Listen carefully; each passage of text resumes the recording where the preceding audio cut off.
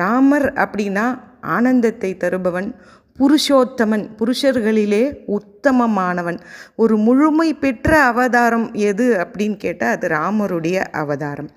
நிறைகள் நிறைந்த ஒரு ஆள் கெட்டவன் நல்லவன் அப்படின்னு எப்படி முடிவு பண்ணுறோம் அப்படின்னா, ஒரு தராசு போட்டு பார்க்கணும், நிறைகள் குறைகள். அப்படி பார்த்த நிறைகளே அதிகமாக இருக்கிறது நம்முடைய ராமர்கிட்ட. ராவணன் அப்படின்னு பார்த்திங்கன்னா அவன்கிட்ட ஆமாம் வீணை கலைஞன், நல்ல சிவபக்தன், எல்லா ஒரு பெரிய என்ன சொல்லுவாங்க வாஸ்துகலை நிபுணன், ஒரு பிராமணன், ஆமாம் எல்லா வேதங்களும் அறிந்தவன், எல்லாமே உண்டு. ஆனால் பிறன் மனை நோக்குபவன், இன்னொரு பொண்ணை விருப்பம் இல்லாமல் போய் அடைபவன் அப்படின்னு சொன்னால் அவனை யாரும் நல்லவனாக கருத மாட்டார்கள். அவன் அப்படித்தான் இருந்தான். எல்லா பெண்களையுமே அவங்களுக்கு விருப்பம் இல்லாமல் அவர்களை கவர்ந்து விடுபவன், வலுக்கட்டாயமாக அடைபவனாகத்தான் இருந்தான்.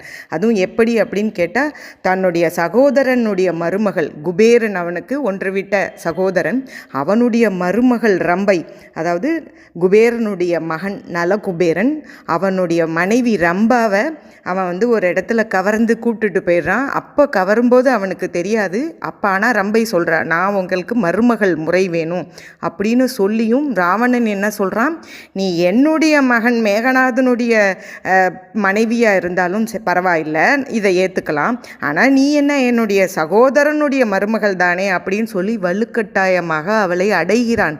அப்போ ரம்பை ரொம்ப வேதனைப்பட்டு தன்னுடைய கணவன் கிட்ட இதை போய் முறையிடவே அவன் கோபப்பட்டு அவங்களுக்கு சாபம் கொடுக்குறான் ராவணனுக்கு. உனக்கு விருப்பம் இல்லாத பெண்ணை தொட்டால் உன்னுடைய தலை வெடித்து சுக்குநூறாகிவிடும். அதனால தான் அவன் சீதையை வலுக்கட்டாயப்படுத்தாமல் மீதி இருக்கிற எல்லாருமே நிம்மதி பெருமூச்சு அடைந்தார்கள். இவன் வலுக்கட்டாயமாக யாரையும் இனி தொட முடியாது. இந்த சாபத்தால் ராவணன் நிலை குலைந்து போகிறான். இன்னும் சொல்ல போனால் அவளுடைய சகோதரி சூர்பனகை என்பவள் அவள் காதலித்து திருமணம் பண்ணிக்கிறாள். ஒரு காலக்கேயர்கள் அப்படின்னு சொல்லுவாங்க. அவங்களும் இந்த அரக்கர்களே ஒரு கூட்டம், தனி கூட்டம், பொன்னிறமாக இந்த நிறத்தை உடையவர்கள். அவங்களுமே பிரம்மா கிட்டலாம் தவம் செய்து வரம் பெற்றவர்கள் நிறையா. அவர் பேர் என்னென்னா வித்யுக் ஜிகவன் அப்படின்னு ஒருத்தவரை இவ லவ் பண்ணி சூர்பனகை கல்யாணம் பண்ணிக்கிறாள். இந்த வித்யுக் ஜிகவனை கொஞ்சம் கூட ராவணனுக்கு பிடிக்கல. எல்லா இடத்துலையும் தன்னுடைய தவ வலிமையையும் தன்னுடைய பலத்தையும் காட்டி எல்லாத்தையுமே தன்னுடைய ஆட்சி காலு கீழே வச்சுக்கணும். என்ன சொல்லப்போனால் சிவனையே கைலாயத்தையே தனக்கு கீழே வச்சுக்கணுன்ட்டு தான் கைலாயத்தையே ஒரு தடவை ஆட்டி எடுத்துகிட்டு வரணும்னு நினச்சார். இந்த வித்யுக் ஜிகவன் சொந்த அன்பு தங்கையுடைய புருஷனை வஞ்சகம் செய்து சூழ்ச்சி செய்து தன்னுடைய வாளால் வெட்டி வீழ்த்தினான் ராவணன். தங்கச்சி புருஷனை